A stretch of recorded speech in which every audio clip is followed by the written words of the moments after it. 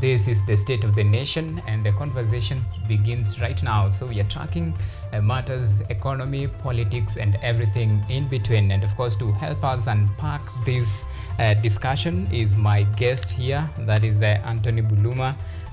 This is the CEO of the Young Parliamentarian Association. Then we'll be joined via Zoom by Professor Fred Ogola. And of course, this discussion, we invite you to be part and parcel of this discussion. You can talk to us on all of our social media platforms. We'd like to hear your thoughts and comments regarding the state of the nation and tracking every conversation that will be happening. Remember, you can tweet us on X. Remember, the hashtag to use is State of the Nation. You can tag me along at Auma Events. And of course, we are live on YouTube at KUTV News Kenya. That is live. And of course, you can talk to us, send in your views and comment, and be sure to sample all your feedback at the tail end of our broadcast. And of course, let me once again introduce my guest and join them very quickly to usher them into this discussion. Antony Buluma, that is public policy analyst and CEO, Young Parliamentarian Association. Thank you so much for making time. Thank you for inviting me. All right. And of course, Professor Fred Ogola, who is joining us via Zoom, that is economic and governance expert. Prof, thank you so much for making time. Thank you very much for having me in this session. All right. And Prof, I'll begin with you. And of course, we want to take a look at the recent happening that has been happening across the country and across the globe. I'm talking about the ODM party leader, that is Raila Odinga's African Union Commission chairmanship bid, and we have seen him officially kick off his campaign. We have seen him with the heads of state, and during the burial of the president of Namibia, he was seen with the Democratic Republic of Congo president, then South Africa president, now the current president of Namibia. Just a few examples just to mention as far as this bid is concerned. And of course, in line with this, recently we saw him in Uganda with Uganda President Yoweri Kaguta Museveni, and with, of course, President William Ruto, all together, of course, tracking to see if they can actually marshal the number, and of course, make sure that Raila Odinga gets the support that he needs to actually clinch this ticket. So I want to borrow your thoughts on this, a very quick one. So what do you think of Odinga's bid, and do you fancy his chances? Yeah, first of all, I think that for me, this is a God-sent opportunity for Kenya. I'm looking at how some people are trying to look at it, whether he will fail or not. But for me, I'm looking at it from a fantastic opportunity for Kenya to stamp its authority, not just in East Africa, not just in Africa, but globally. Remember, Raila Odinga will be attending even some of the UN Security Council meetings in case he gets to chair that council. We also have to remember that Kenya's image and reputation will be built. Maybe William Ruto's dream of having a borderless Africa could be championed under the chairmanship of Raila Odinga as the chair of the AU Council. Remember, currently, the heads of states chair is now officially William Ruto. I've heard also people saying that the fact that he is chair, it might not be considered that you cannot give the president of Kenya to be chairing that heads of state, let's say, confederation, and at the same time, we're having Raila Odinga chair of the AU Council. But I don't think they're related, because the immediate chairperson for the position that William Ruto currently holds in AU is Paul Kagame, yet the vice chair for the AU Council comes from Rwanda. So I'm seeing that it is a fantastic opportunity. If there's any Kenyan needs to pray for him and wish him well. I also want to urge all those people who are putting poisonous, or if you like, negative comments on social media and the rest. I'm sure we should be proud of our own. Let us not look at small politics we win here or there, because we might be trying to win some domestic politics, but we lose this in the if you like, in the national space. And I think that for me, I really believe that Raila Odinga, looking at any other person whom so far has their name, There's nobody who has that credibility like the one he has. Remember, he has got very good relationship with the current presidents of Africa, even former presidents of Africa, and also many other people who are actually having interest in government. So I believe that it will be very, very difficult to beat Raila Odinga candidate. And look at, he has not even applied, but he has proposed to apply, and now he's lobbying for this position. Right. So I believe he has one of the best chances, and actually almost myself looking forward to his leadership in the African Union. And remember, he has history about Africa. He understands African history. He understands history of nearly every nation. This is an elephant memory that is needed for this kind of position. All right, fair enough, Prof, and thank you for that. Now, Antony, when you look at now the campaign team for Mr. Odinga, these are diplomat and seasoned diplomat, we can call them. Elkanah Odembo, we have Ambassador, that is Mahmoud Maalim, then Professor Makau Mutua from Odinga's side. Then there is Musalia Mudavadi, we have Peter Muthoki. This is the East Africa, of course, Community Secretary General. That is the team that President William Ruto has, fronted to, help Odinga actually marshal support that he needs. When you look at Odinga's bid, and of course, even as we talk about the chances, if you really fancy his chances of actually clinching this particular, particular seat. And of course, I want you to, talk to us about, the support from the mother country. I'm talking the relationship between Odinga and President William Ruto. Remember, prior to this UA bid, many people will not have thought that probably this, some sort of, support will be actually be possible. So talk to me about the support of a head of state as far as, this particular seat is concerned. Thank you. I just want to join Kenyans and many Africans who are endorsing the candidature of former Prime Minister Raila Odinga. And I join this as an Afro-optimist who really believes that African Union plays a very integral part in the agenda of unifying African countries, the agenda of pushing for a consolidated African position in the global arena. The office of the chairperson of the African Union is equivalent to none, because in some quarters people are even describing it almost as the president of Africa. So it requires an individual who is not only a Pan-Africanist, but has a proper historical account of the journey of Africa, and journey of Africa including the various shades of the different African states and our struggle for independence. Remember, African Union was birthed during the struggles for most African countries to gain independence. And the pioneers of this vision included the late Kwame Nkrumah of Ghana. And their foresight was a unifying body where African countries can churn out their potential and be able to push an agenda. So when we are discussing the candidature of Raila Amolo Odinga, you have to look at it from that kind of a perspective, because this is a continental picture.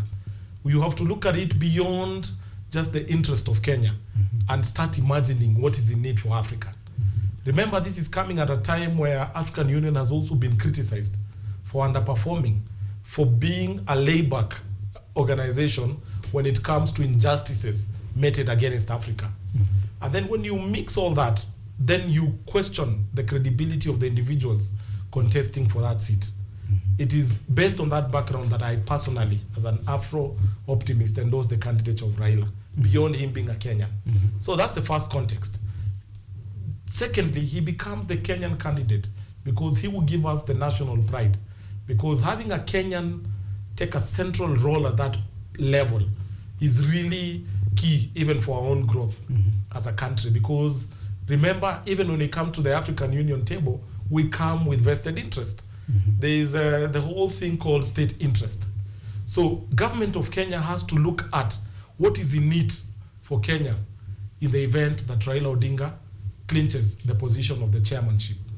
It is on those foundation, very solid foundation, and viability of the individual, that I strongly believe the government of Kenya can actually take a bet with him. Because again, remember, it can be a shame for us as a country not to have been able to lobby successfully for somebody of the caliber of Raila Odinga to succeed in this kind of a quest. So I concur that the team behind this are seasoned individuals in their own right. Some of them are already occupying very critical roles within the diplomatic spaces. You know, Musalia Mudavadi is the Foreign Affairs Minister in Kenya, and beyond that, he also has a significant political position that can be able to afford him audience with the heads of state as Prime Minister of the Republic of Kenya. You're talking about the likes of Ambassador Mahmoud. You're talking about the likes of the chair, the Secretary General, EAC. These are influential diplomats who understand the interests and the power game that is within the African space. And that only goes to show the level of seriousness and commitment that President William Ruto is giving this. He is taking it personal, probably out of friendship with Raila Odinga. But over and beyond that also, the whole notion of the possibility of the first time a Kenyan and East African clinching the position of African Union. Remember, this position has never come to East Africa. It has gone to Central Africa, it has gone to Southern and the other parts of Africa. But as East Africans, we've never taken pride, despite the influential position we have as a regional bloc, East African bloc. So I think, considering all those factors, there is no way the government of Kenya would not even put their resources to ensure that the candidature of Raila Odinga is not only taken seriously, but afforded the win that it deserves.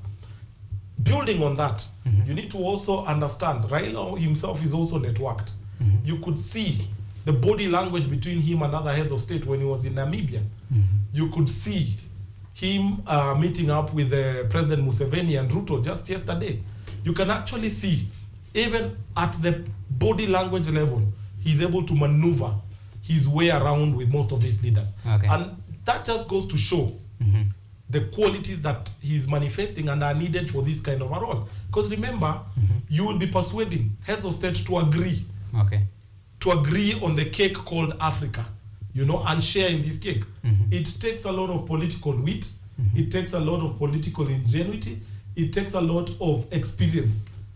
So for you to be able to navigate through these very hard terrains of balancing the power game within the region. All right. Let me take Prof account on the team that has been fronted to actually help Mr. Odinga. And of course, there is a common and this is a very obvious name, the name of Professor Makau Mtua. Of course, we have seen him during the 2022 presidential campaign. He was the chief campaigner for Mr. Odinga. And of course, these are just among the names when you look at the likes of Elkanah Odembo, Kenya ambassador to US, the former Kenya ambassador to US, France, and Vatican. Very, very, very, if you ask me, I'll say these are very seasoned, diplomat. So, Prof, do you think this team has what it takes to actually deliver the votes that Mr. Odinga is actually seeking? Well, I think that the candidature of Raila Odinga is more important than even that team that we are talking about. I'm sure they might just be more or less logistically arranging meetings. Are they capable of making a call to arrange for a meeting? Yes, they are capable. But more or less, it's more of the Raila Odinga image that we have that will be more helpful.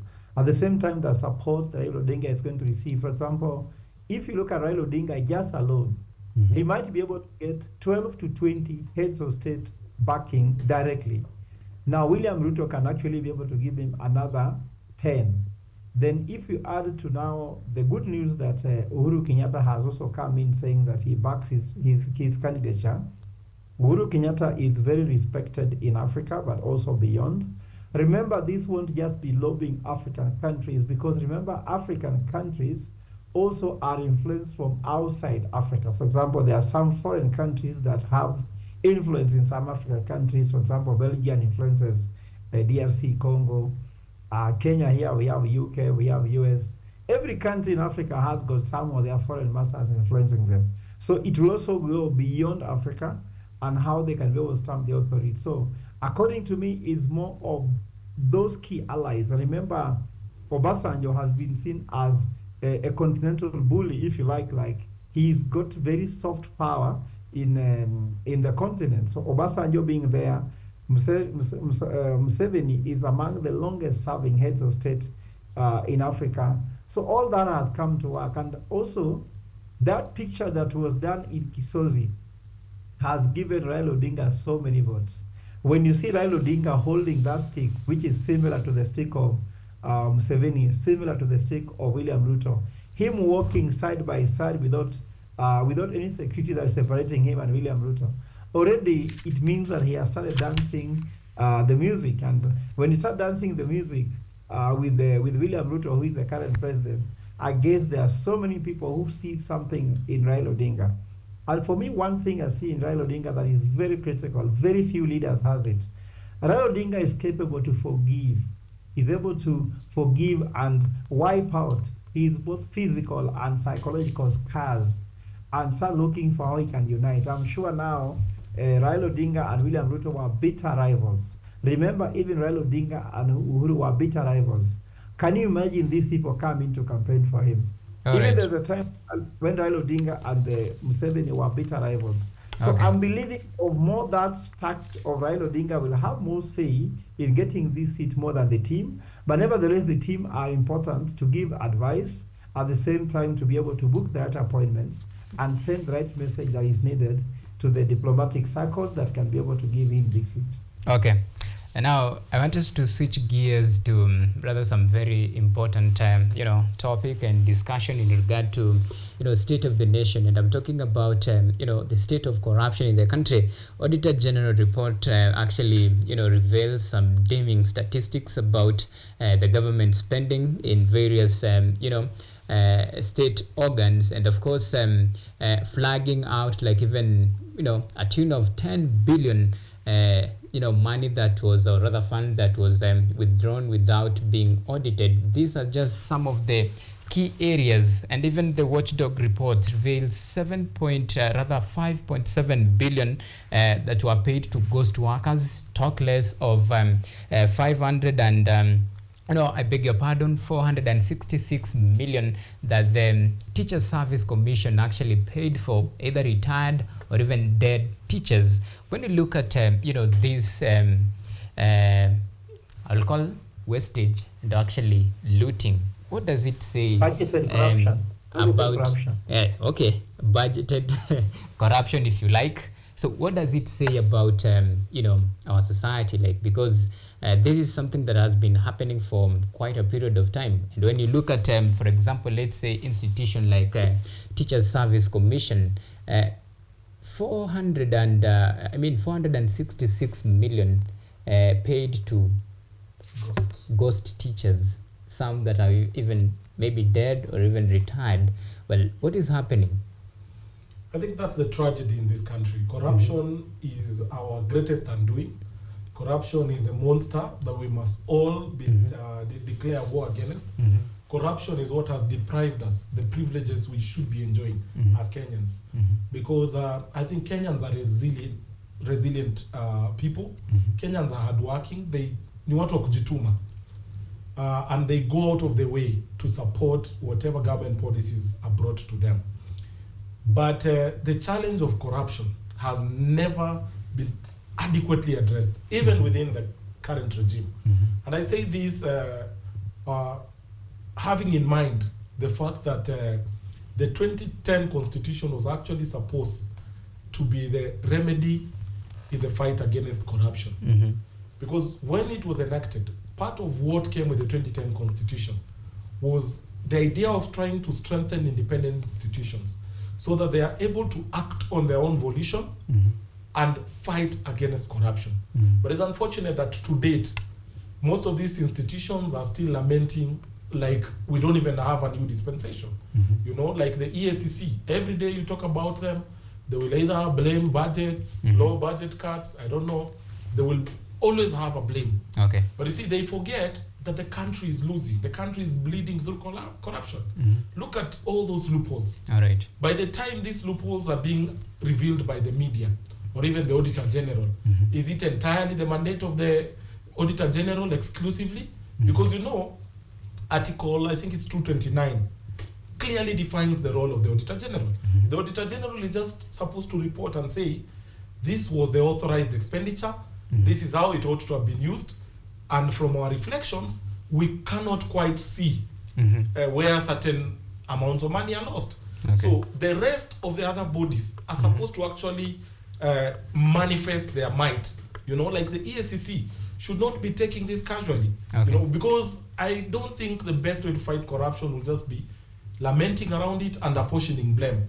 We must go the extra mile and now demand for these individuals or these offices created by the Constitution. You can imagine an independent DPP, an independent Inspector General of Police, an independent EACC. These are independent commissions who are supposed to operate. I think so far the people who are actually doing proper job is the Auditor General, because they keep calling out.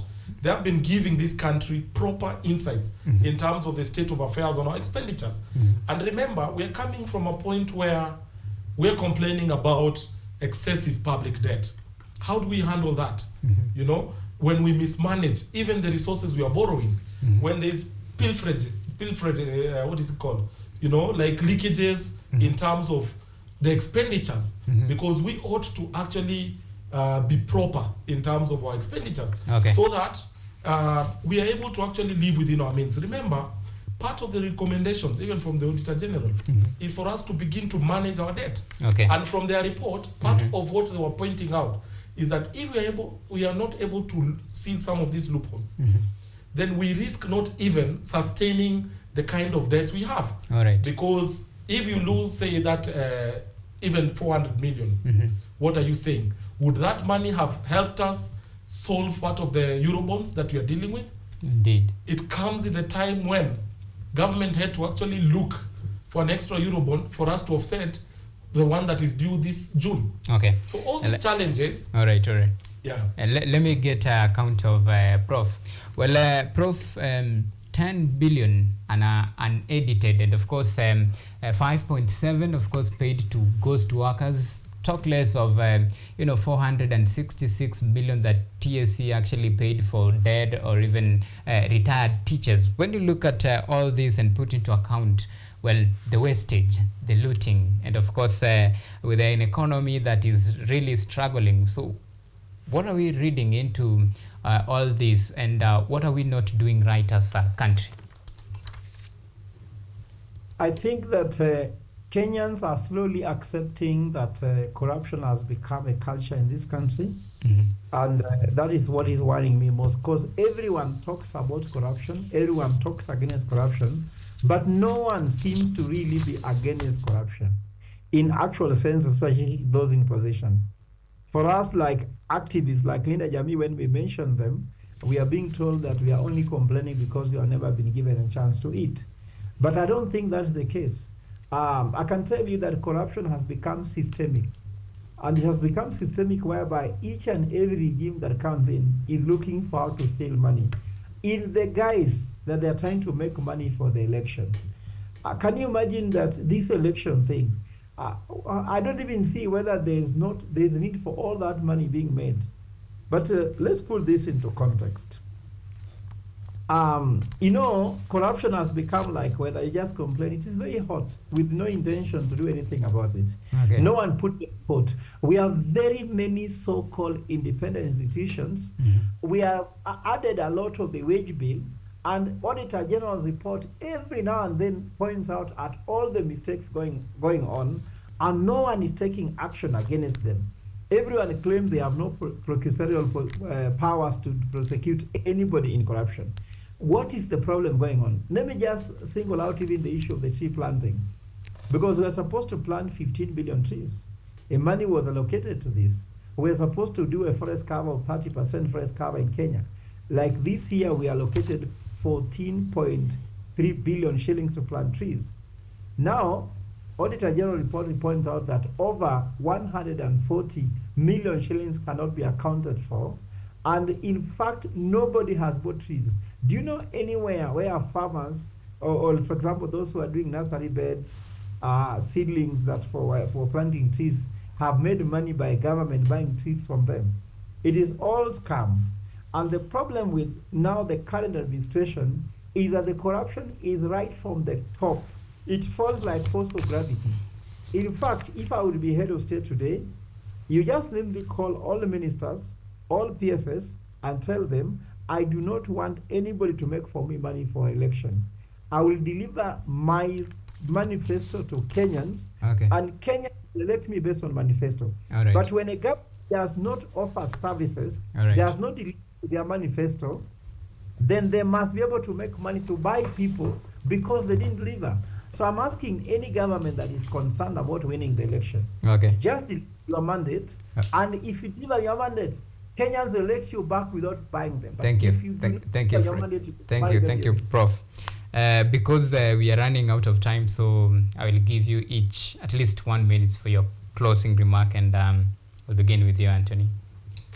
Thank you for having me. I think they say the best wars are won in the mind. I think the best way to fight corruption is before the ballot, because that's where it begins. It begins with you taking a bribe from your leader. It ends with the leader having to return his money. So the bottom line is we must really change the culture in our politics so as to allow us to really vote objectively. We have good laws. Let's put in some life to these good laws. Then we will see the change that we desire in this country, because we are fond of apportioning responsibility to other quarters. We forget that the real change begins with me. You know, you as Evans, what is it that you're doing to fight corruption? By enlightening the voters from your area, not to vote on the account of how much they are given, but to vote people on the basis of the content of their character. Good. Thank you. Fair point. Prof, kindly 1 minute, your closing remark. Mine is simply to urge Kenyans that the only way we can be able to fight corruption is that we must actually hate corruption from our heart and from our soul. Let us be a nation that respects God and fears God. So long as there is no fear of God, and that we can be able to elect people who have no track record of fighting corruption, we will go nowhere. And last but not least, I would like to ask the institutions that are charged with the responsibilities of fighting corruption that you cannot be collecting salaries, yet you continue complaining us that you are toothless. If you are toothless, resign and go home so that somebody else can take that office. Thank you. All right, so that was Professor Fred Ogola, economy and governance expert, and of course Antony Buluma, public policy analyst and CEO Kenya Young Parliamentarian Association. Of course, thank you so much, gentlemen, for making time. It has been quite, a very engaging discussion based on the state of the nation.